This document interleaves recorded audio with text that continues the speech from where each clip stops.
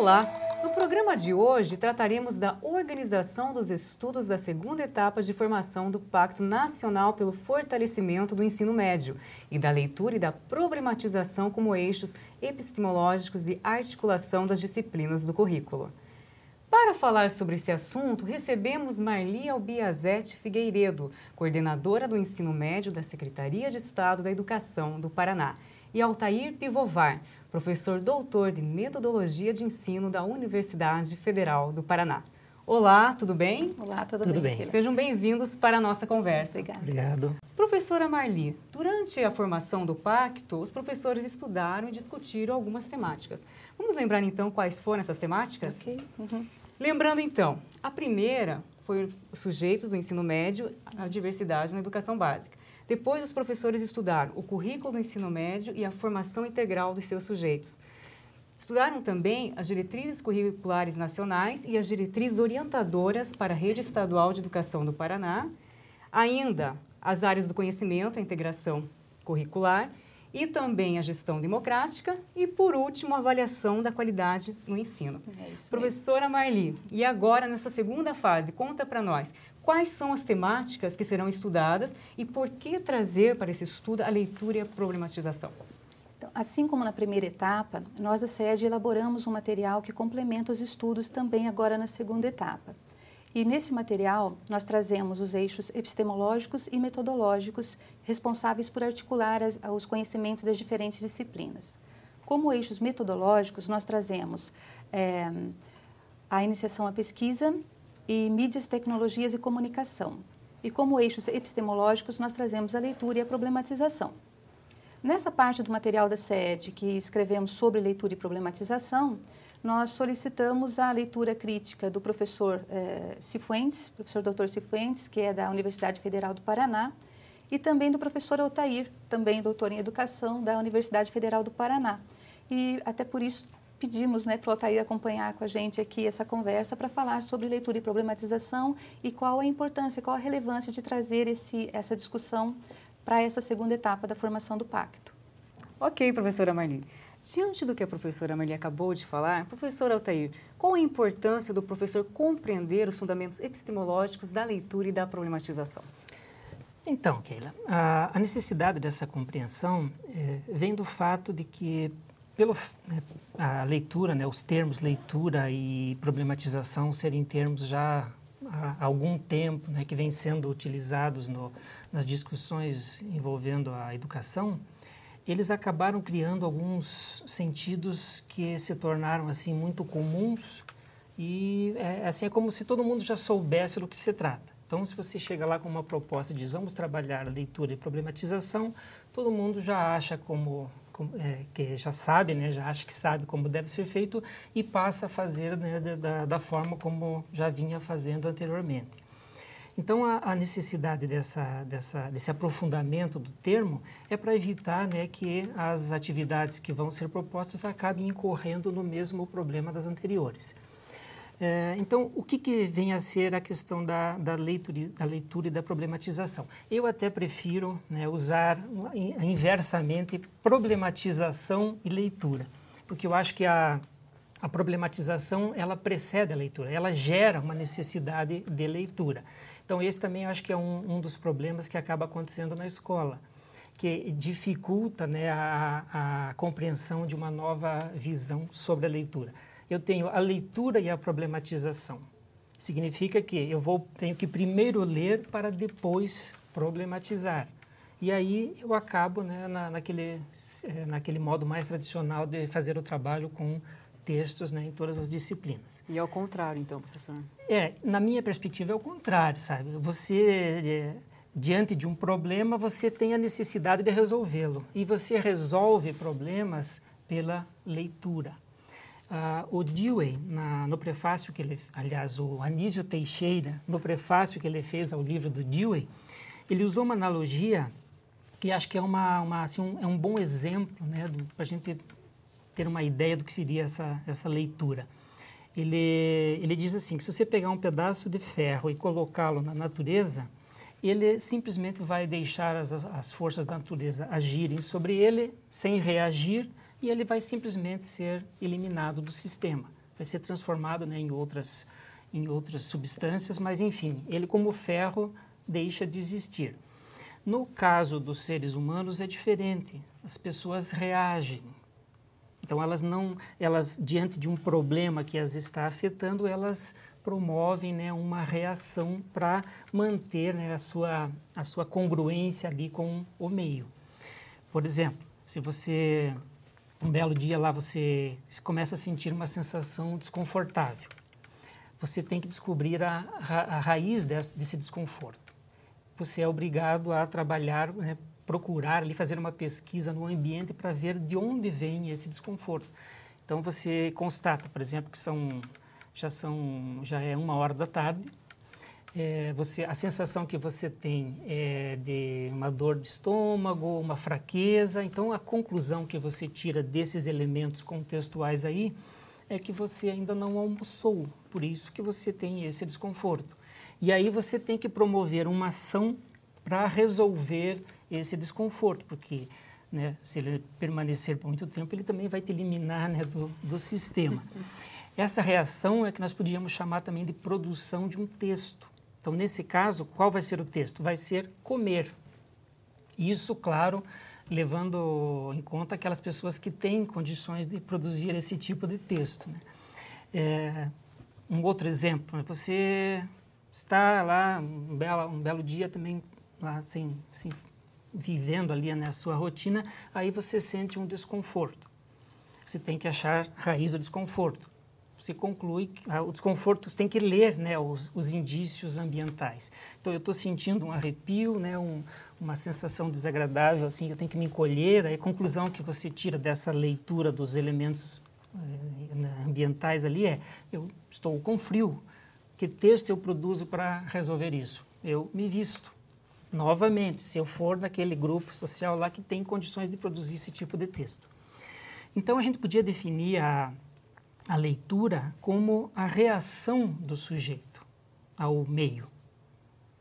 E, a partir, né, dessa constatação, a gente pode fazer uma série de inferências com relação à escola. Então, eu sempre estou, no processo de leitura, reagindo ao contexto. O que acontece daí na sala de aula? Nós não temos esse contexto que me provoca a reação. Eu entro, sento, ele é um contexto que se repete, então eu fico lá só esperando que o professor mande eu fazer coisas. E eu, na verdade, então, tudo que eu faço não é uma reação minha, é só um cumprimento ali, né, das instruções que eu estou recebendo. Então, esse é um problema, assim, já sério, né, crônico da escola. Ela deixa de fazer aquilo que o Paulo Freire, né, uma frase do Paulo Freire lá que ele diz e todo mundo repete, mas ela não é utilizada, que a leitura de mundo precede a leitura da palavra. Se a leitura de mundo precede a leitura da palavra, então eu tenho que desenvolver no sujeito essa capacidade de ler o mundo, de ler o contexto. Então só existe leitura na relação com o contexto.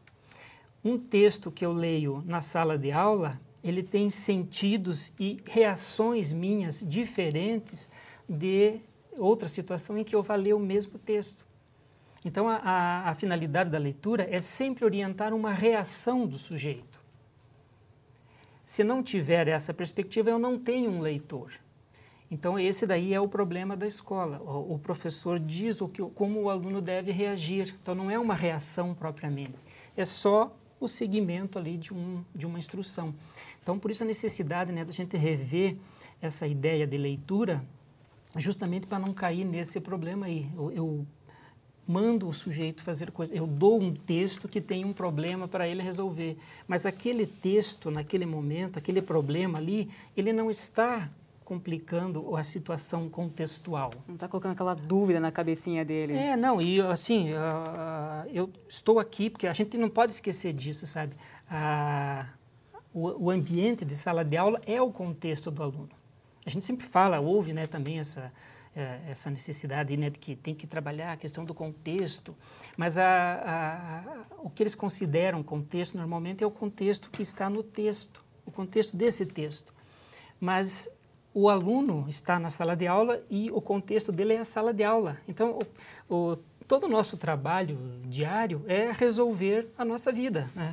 Então, eu tenho que acordar de manhã, saber o que eu vou vestir em função das condições do tempo, em função de para onde eu vou, né? Eu tenho que, como que eu vou me locomover até lá, eu tenho que cuidar de horários, aí apareceu um problema, meu carro está com o pneu furado, eu tenho que resolver isso, então eu tenho que buscar outros elementos contextuais que estejam disponíveis para eu resolver esse problema. Então, o nosso dia todo é uma busca constante de solução de problemas. Claro que quando não acontece nenhum problema, eu vou seguindo uma rotina que se repete, então eu ponho no piloto automático e só vou, né, cumprindo aquelas, né, etapas ali que vão se sucedendo sem precisar pensar muito. É algo mecânico, então. Fica mecânico.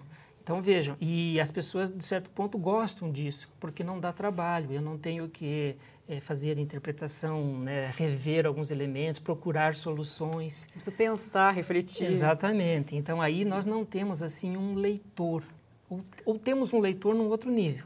Ele apenas reconhece que está tudo funcionando como sempre funcionou, então eu não preciso me preocupar, vou, né, seguindo aí só essa sucessão de etapas. Quando aparece algum problema, aí entra, sim, um leitor. Então, ele precisa resolver aquilo. Então, a leitura, né, você veja nessa perspectiva, é sempre uma solução de um problema, daí a questão da problematização.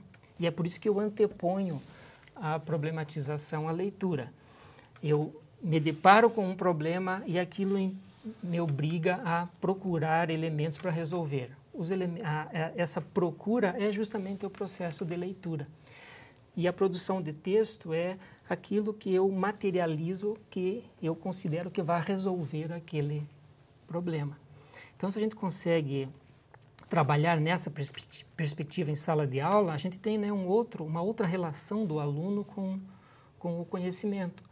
Então, não é o professor que vai dizer, olha, isso aqui é um problema. É o sujeito tem que identificar aquilo como um problema. E eu só identifico problemas quando o contexto em que eu estou me apresenta alguma dificuldade. Eu estou na sala de aula, claro, você pode pensar assim, não, mas o aluno tem problema na sala de aula o tempo todo, o professor quer que ele faça coisas que ele não sabe, mas isso não são problemas, são só tarefas maçantes que ele tem que fazer. E ele vai achando uma série de artifícios para ir se livrando disso. Né? Eu dou uma resposta mais ou menos, aí ele deixa de ler o assunto e passa a ler o professor. Vejam que a importância dessa questão do contexto.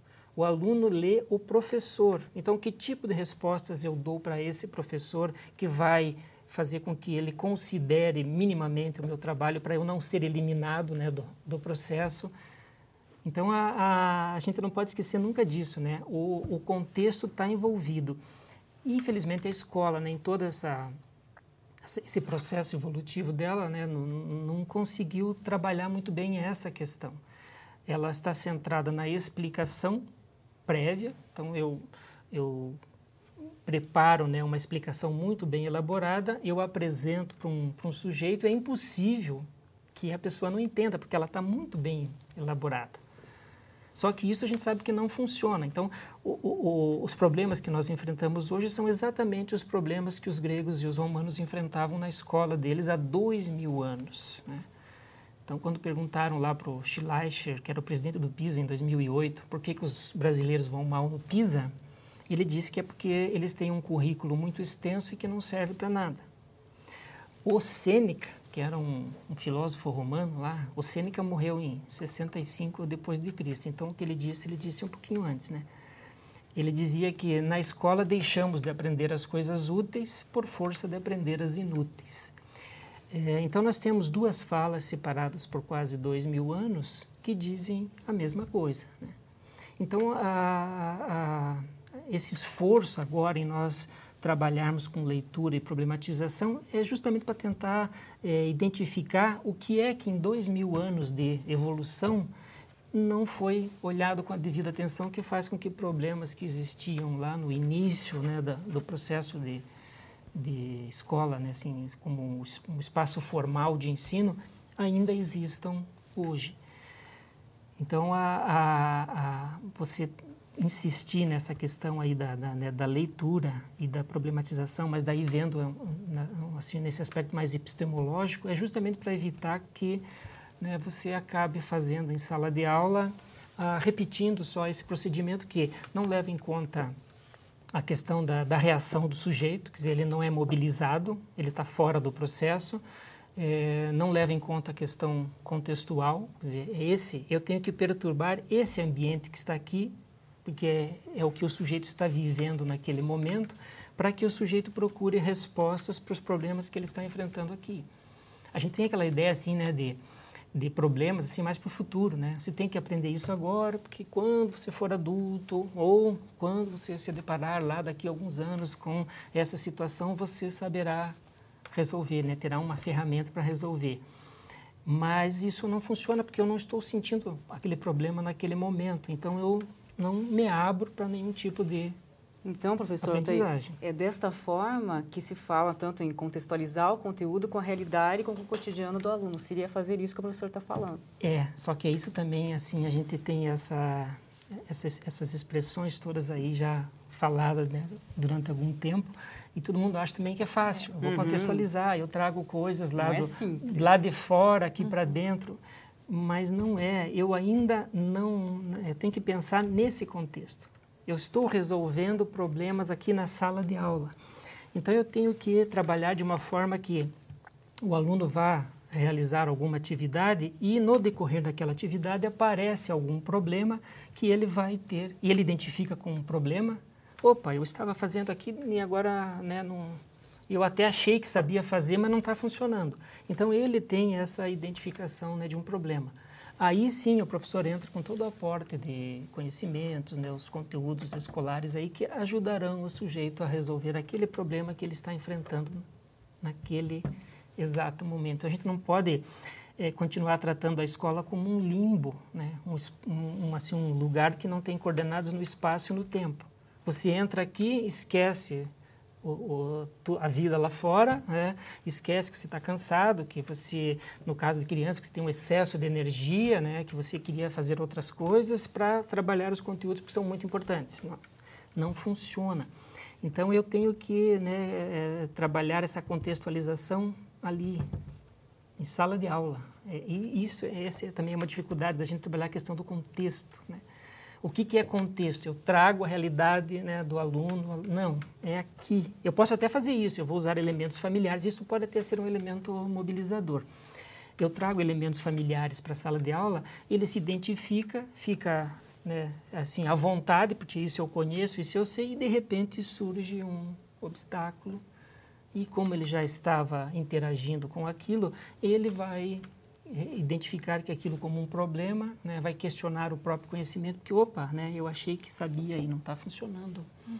Então, essa é a nossa dificuldade agora, é considerar que a sala de aula é o nosso contexto. A gente passa muitos anos, né, uma boa parcela da nossa vida em sala de aula. Todo dia, e às vezes, né, agora também tem educação integral, que passa o dia todo, são 20 anos. Então, a gente está desperdiçando um espaço de exercício de leitura de mundo, porque a escola se repete, né? Então, eu acho importante também que a gente, quando traz essa complementação para o estudo, né, dessa segunda etapa do pacto, se a gente está falando na integração das áreas de conhecimento, e a gente aqui trabalha com a questão da articulação das disciplinas curriculares, são pontos que eu não posso desprezar na hora de repensar o próprio currículo do ensino médio, né? Então, eu preciso partir para esse entendimento do que seja a atitude do sujeito diante da aprendizagem, e por isso a questão dos eixos epistemológicos, que a gente traz os dois, né? A problematização e a leitura, nesse momento da formação, né? Porque, como o Altair disse, a gente precisa sair dessa naturalização que a gente deu a esses termos para compreendê-los de uma outra forma, né? Isso é importante. E a questão dos cadernos do pacto, a formação no sujeito crítico, que entra aí a formação no sujeito crítico. Exato, porque as coisas se complementam, né? Por isso que a gente diz que o material ele é complementar, porque quando a gente traz todas as bases que são propostas, né, nas diretrizes para essa etapa de ensino, para o ensino médio, tudo isso precisa ser considerado, né? Então, tanto os eixos epistemológicos quanto os metodológicos, eles vêm nessa perspectiva, né, de atender a educação no ensino médio nessa proposta das diretrizes curriculares nacionais. Então, essa ideia assim, de formar um sujeito crítico, e falo muito num sujeito autônomo. Né? Então, um sujeito autônomo é alguém que, quando enfrenta algum tipo de problema, ele encara, né, o problema ali. Quando surge algum tipo de problema, ele enfrenta. Ele sabe o que fazer no momento. Ele pode até não saber o que fazer no momento, mas ele não vai se desprogramar a ponto de não poder fazer mais nada. Então, e o que ele faz? O que é saber fazer no momento? Ele lê.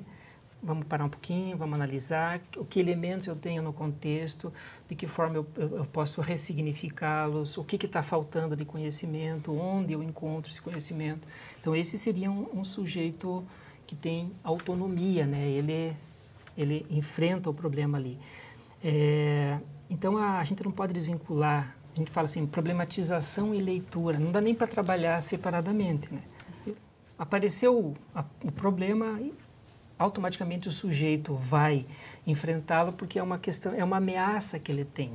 Pode não ser uma ameaça física, mas às vezes é uma ameaça, por exemplo, profissional, moral. Eu, por exemplo, estou dando aula, aparece um assunto, uma questão lá que eu não domino, e eu tenho assim né, eu vou perder minha reputação aqui, então eu tenho que dar um jeito de resolver esse problema. Então, é sempre na questão desse tipo, eu me sinto desconfortável, me sinto ameaçado. Então, o trabalho do professor não é tanto essa preocupação com o conteúdo. É uma preocupação com tudo, mas não é só com o conteúdo. Eu tenho que pensar em como que eu crio obstáculos para que esse conteúdo possa ser utilizado para resolver o obstáculo. Porque eu não aprendo as coisas em si mesmas, mas através dos efeitos que elas produzem. Tem um poema da Emily Dickinson que eu gosto também de usar assim, porque ele dá uma ideia do que seria a metodologia de ensino. Então, ela diz que a água se ensina pela sede, né? A terra por oceanos navegados, o êxtase pela aflição, a paz pelos combates narrados e pela neve os pássaros. Então, por que eu ensino os pássaros pela neve? Porque quando tem neve, não tem pássaros. Então, veja, gente, essa é uma inversão, assim, né, também, que não é fácil da gente fazer, né, na questão do processo de ensino-aprendizagem. Então, se eu quero ensinar alguma coisa, ela tem que ser o que falta, não o que está. Porque se ela estiver presente, a natureza, digamos assim, funciona harmoniosamente, eu simplesmente me encaixo nela e eu não tenho necessidade de questionar nada. Então, o crítico vem justamente disso. Há um problema que surgiu aqui que me causa um desconforto. Então, eu tenho que ler. E aí, claro, o professor faz intervenções, cria obstáculos ali, que ele sabe que para voltar ao processo, para ele voltar a funcionar, eu vou precisar de determinado conteúdo específico. Então... É aí que entra a necessidade do conteúdo e faz algum sentido para o aluno. E a preparação do professor daí não só para chegar e dar o conteúdo, mas para como que eu crio obstáculos estratégicos que vão precisar de determinados conteúdos. E isso é interessante até para que a gente repense, quando a gente fala que no ensino médio existe um problema, porque são conteúdos demais para serem repassados, né, para os alunos. E nesse aspecto que o Altair está falando, é preciso haver necessidade daquela aprendizagem. Então, me ajuda também a selecionar os conteúdos. O que é relevante? O que eu preciso ensinar? O que meu aluno precisa aprender? Então, com essas estratégias, a gente chega até a repensar a quantidade de conteúdos, que é uma crítica bastante grande ao ensino médio. Muitas disciplinas, muitos conteúdos, e aí o aluno não consegue dar conta nem de uma coisa nem de outra. E conteúdos fragmentados. Né? Eles não conversam entre si. Então, se você tiver uma atividade em que surgiu um problema, você tem um conteúdo específico ali que você sabe que vai ajudar a resolver o problema.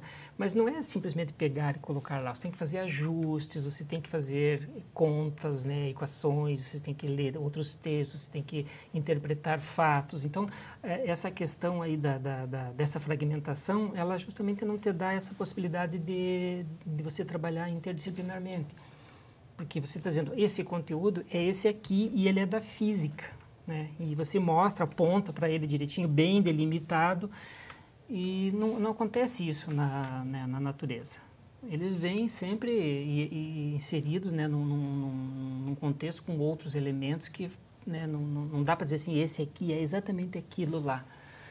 E quando a escola trabalha desta forma, a gente percebe que para o aluno fica muito difícil articular esses conhecimentos que ele recebe de forma assim tão fragmentada. Então, a própria escola precisa repensar isso e nesse processo de repensar, levar em consideração a necessidade de trazer os conhecimentos tal como eles acontecem naturalmente, né, fora do ambiente escolar, que são articulados. Né? Então, é um processo de aprendizagem pela qual a gente está passando, dentro da formação do Pacto e também nas outras formações que a gente faz, de repensar a gênese mesmo do conhecimento, né? Se eu não entendo como se dá o conhecimento, como eu vou fazer processo de ensino e aprendizagem? Porque isso atrapalha, dificulta para o aluno ter aquela leitura de mundo, dele contextualizar. Não, ele não consegue. Lê mundo, né? Quando você está nessa questão de contexto, você está vivendo aquilo, é o teu corpo que está aprendendo. Então, o desconforto, ele é físico, né? Eu tenho lá, né, uma sensação que não é só mental, ela é física. Então, o corpo foi, de alguma forma, perturbado e ele tem que resolver isso. Então, é sempre um impedimento físico que faz com que eu passe a ler. Eu estou sempre colocando a leitura em função do meu físico, do meu corpo, porque o desconforto é físico. Uhum. Então, a gente tem que pensar também nisso, porque a escola sempre trabalhou na perspectiva de eliminação do corpo, né? O corpo tem que ficar quietinho e prestando atenção. E não dá. Então, por isso que daí ele não faz ligação com nada, porque são só assim, caixinhas, né, conteúdos que estão na cabeça, mas não passam pelo corpo.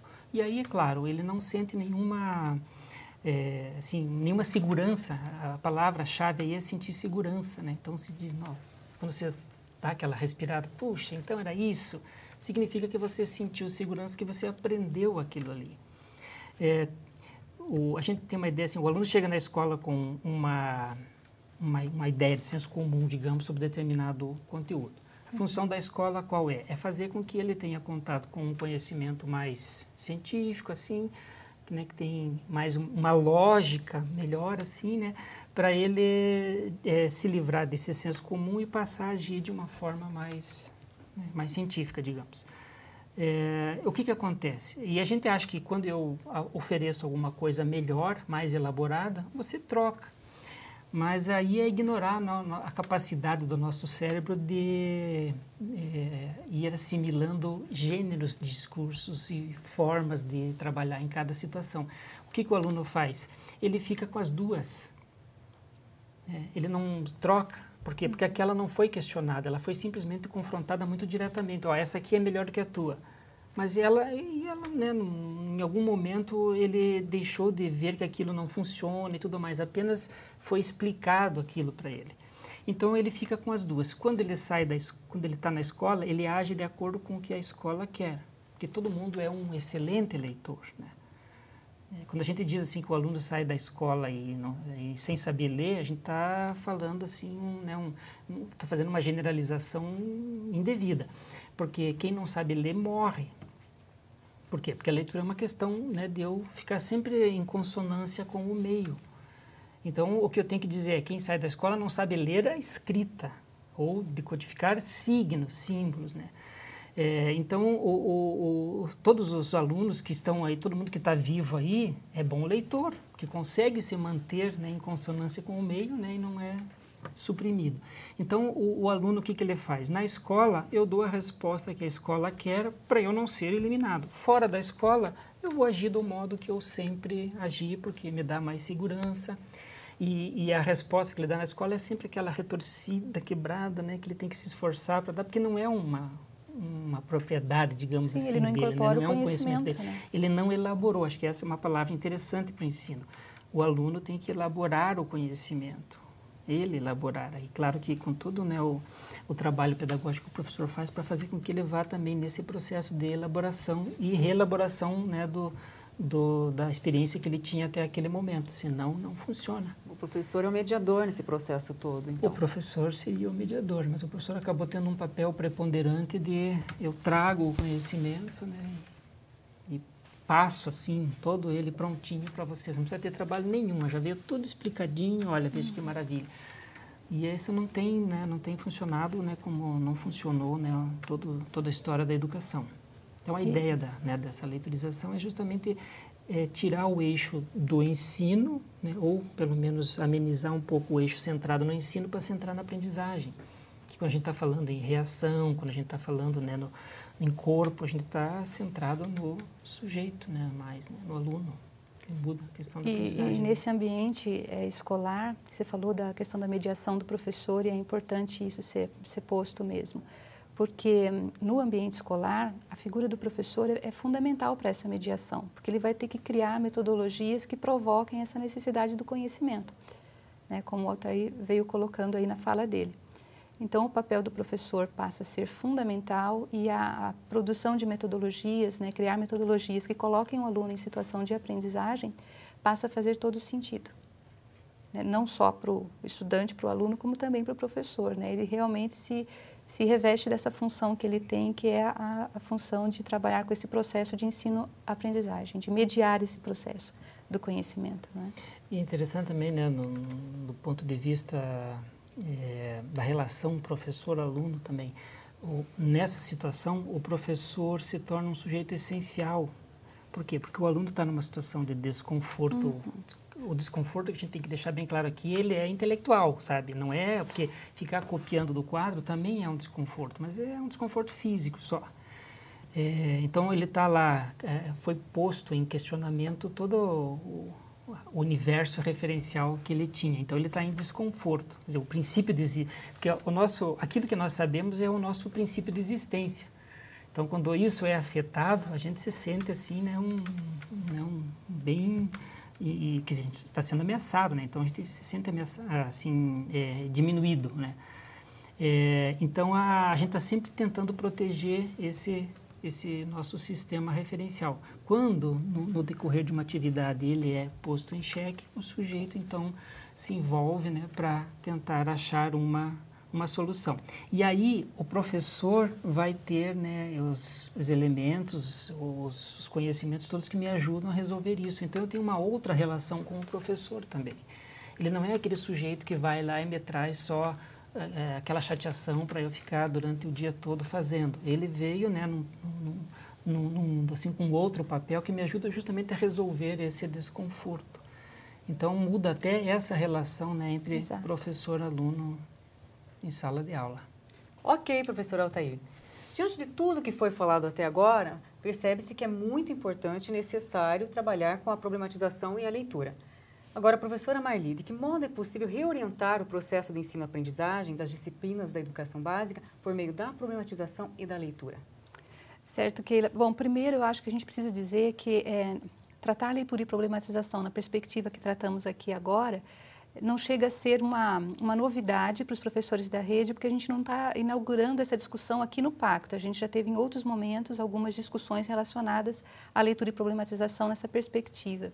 Em outras ações da SED, em outros momentos de formação, acho que os professores vão se lembrar mais agora próximo, né? A gente teve na formação em ação do segundo semestre de 2014, toda a formação voltada para essa discussão.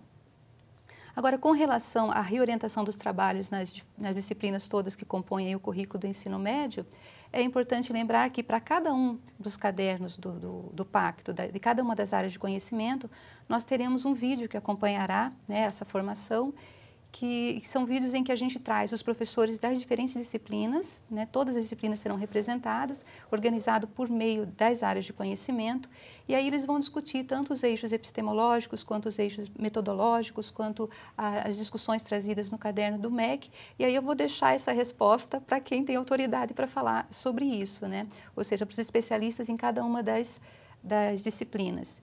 E aí já aproveito para deixar o convite, então, para assistir, né, para todos nós assistirmos aos vídeos, que as respostas serão dadas pelos próprios professores das disciplinas. Ok? Ok, professora Marli. Considerando as reflexões feitas sobre a problematização e a leitura, professor Altair, tanto para o professor quanto para o aluno, de que forma é possível melhorar, então, esse processo? Bom, aí nós temos que pensar um pouquinho na própria situação do ser humano de modo geral, né?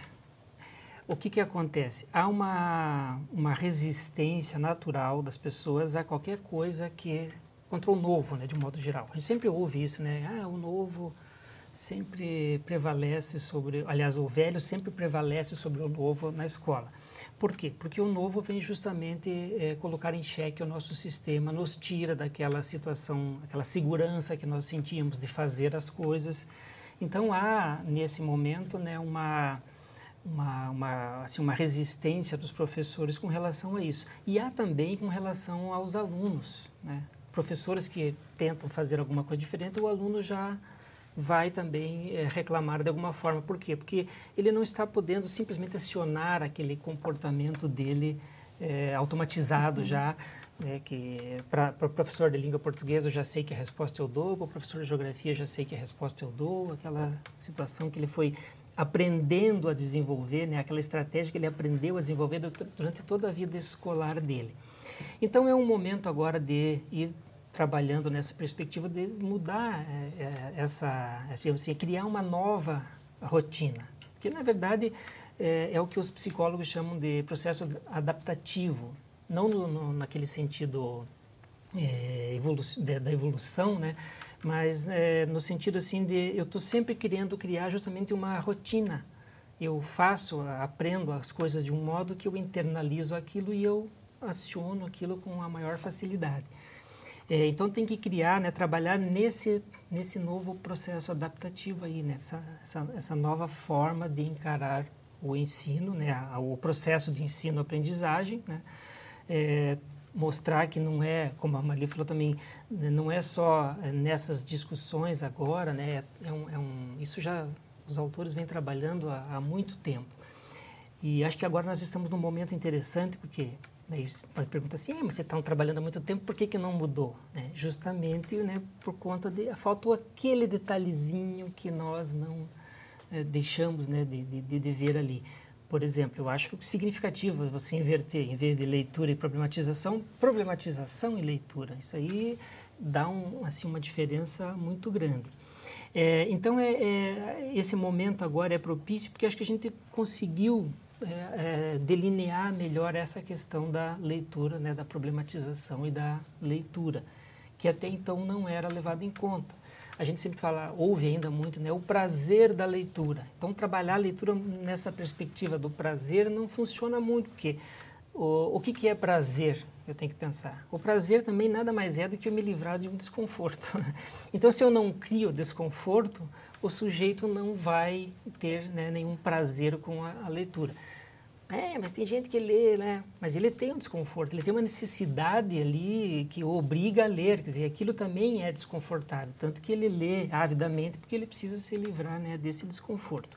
Então, acho que o momento é bem propício porque a gente conseguiu definir, né, um caminho para seguir. Claro, tem outros problemas aí, por exemplo, a gente pensa toda a questão da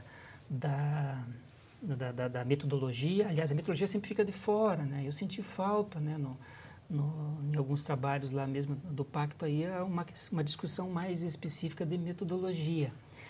Mas tem também um outro aspecto que acaba com todo o processo de ensino-aprendizagem, que é a avaliação. Nós temos uma avaliação punitiva, né, centrada no aluno, né? O ensino, né, devia ser centrado no aluno, não a avaliação. A avaliação deveria avaliar o processo. E ela é punitiva. Então, é óbvio que eu vou ter sempre medo de fazer qualquer coisa na escola porque eu estou sendo punido, né? Vou ser punido. E é uma punição assim que chega na beira do crime. Eu perco direitos civis por um ano, né? Por cada ano que eu reprovo, eu perco direitos civis.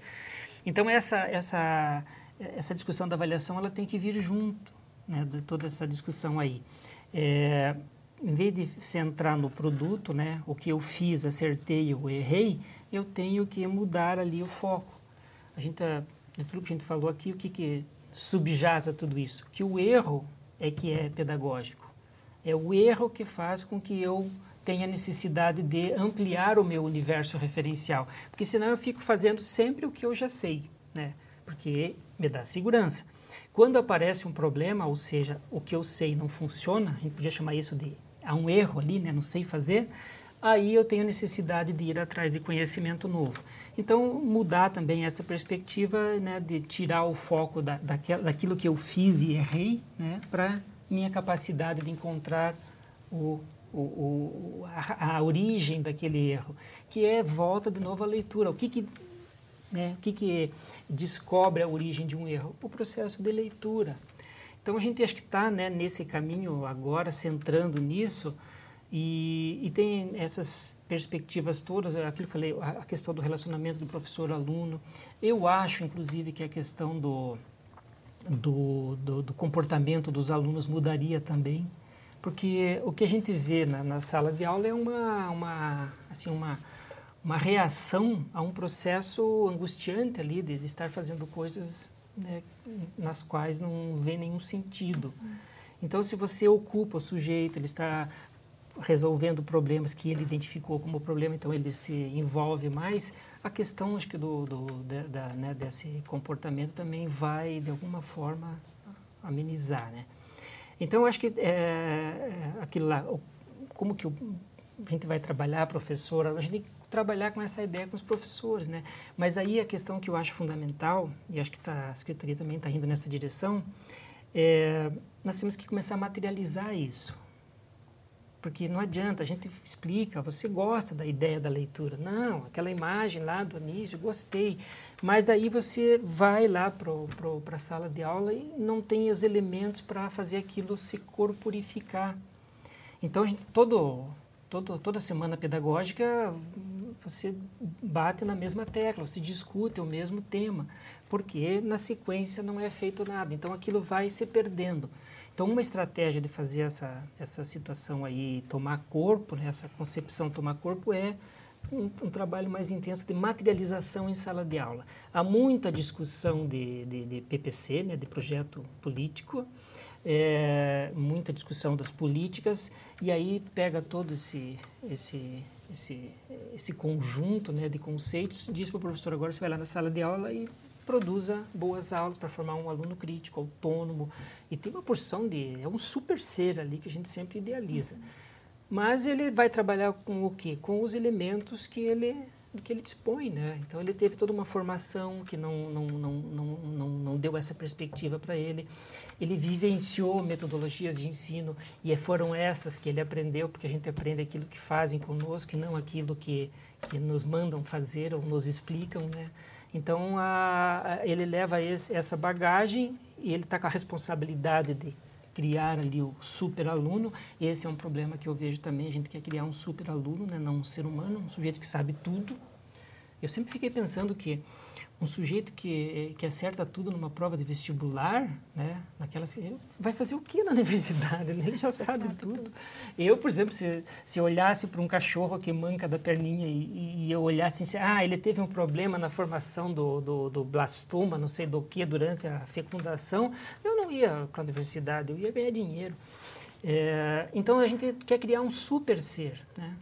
Então, essa ideia, assim, também tudo vai entrar nesse bojo aí, mas mostrando para o professor. Acho que agora também tem essa iniciativa. Eu já fui em alguns trabalhos lá na Secretaria.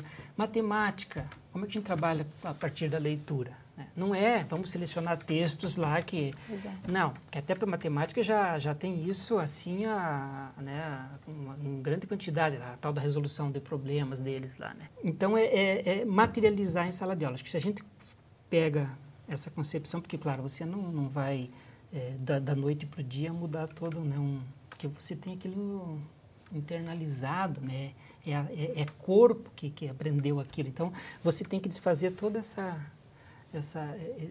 bagagem corporal de conhecimento para introduzir, né, novos conceitos. Isso demora um pouquinho, né? Porque é muito doloroso. Eu tenho que me livrar de alguma coisa, né? Eu tenho que destruir ali todo um conjunto de relações para criar sinapses novas, né? Enquanto eu estou nesse processo de sinapses novas, eu estou numa situação incômoda, porque eu não domino aquilo ainda, né, como aquilo ainda não se adaptou de uma forma que já meu corpo responde para aquilo. Ainda a cabeça tem que ficar pensando muito. Então, a gente foge um pouquinho disso. E o que permitiu sempre que o professor fugisse disso é o fato de que não há uma continuidade. Então, acho que o caminho é esse. A gente tem essa discussão teórica, é importante, a epistemologia, da leitura, da problematização, mas se nós não fizermos essa passagem lá para a sala de aula, aí ela vai se perder de novo, como, né, vários outros conceitos que a gente viu em outras épocas se perderam também. Tudo que nós falamos aqui não são novos. Eu já falei do Dio, eu falei do Anísio Teixeira, a gente pega o Leontiev, é tudo, né?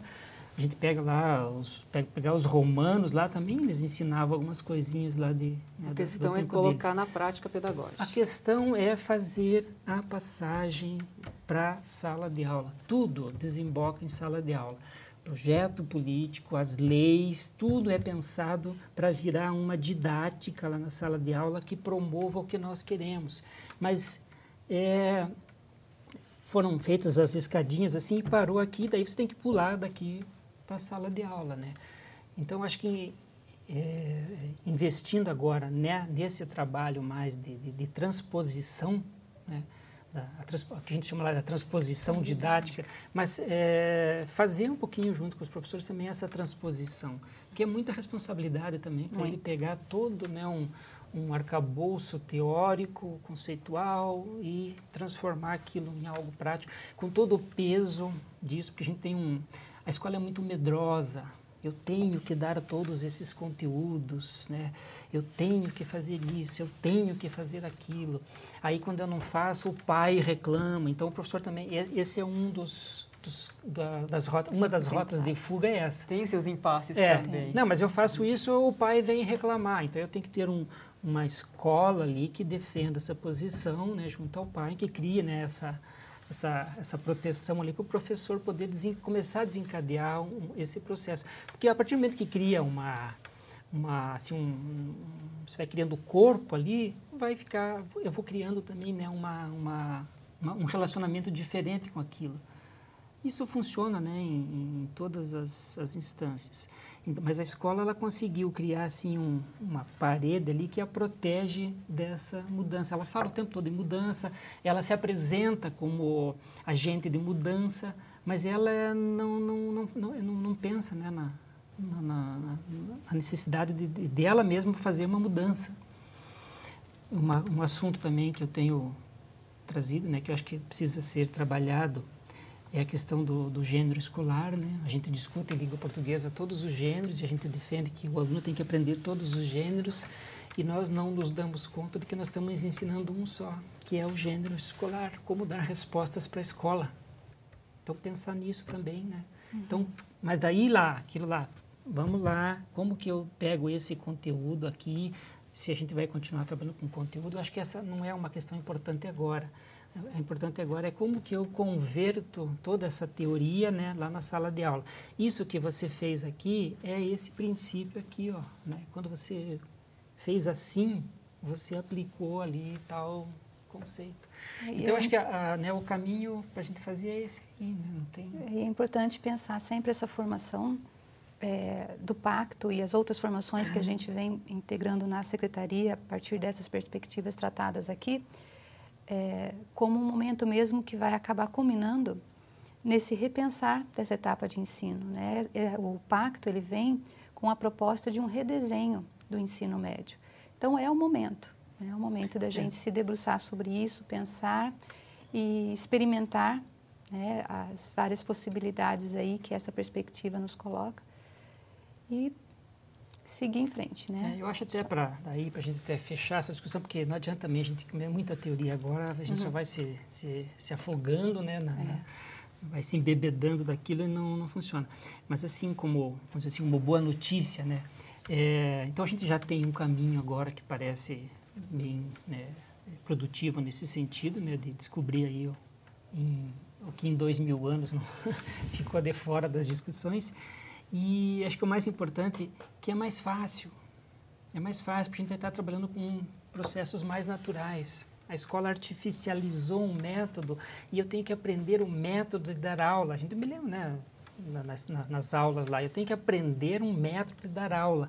E aí a gente inventou uma coisa muito complicada, assim, e ela, né, não produz efeito. Então, agora a gente tem que trabalhar com métodos mais naturais. Eu acho que facilita nesse aspecto. É só a gente ter o tempinho de fazer essa transposição aí. Ok, professores. E o nosso programa termina aqui. Muito obrigada pela presença de vocês. Obrigada. Foi um prazer tê-los conosco. E esperamos que essa discussão tenha contribuído para aprofundar as questões sobre a leitura e a problematização como eixos epistemológicos de articulação das disciplinas do currículo. Tchau e até a próxima!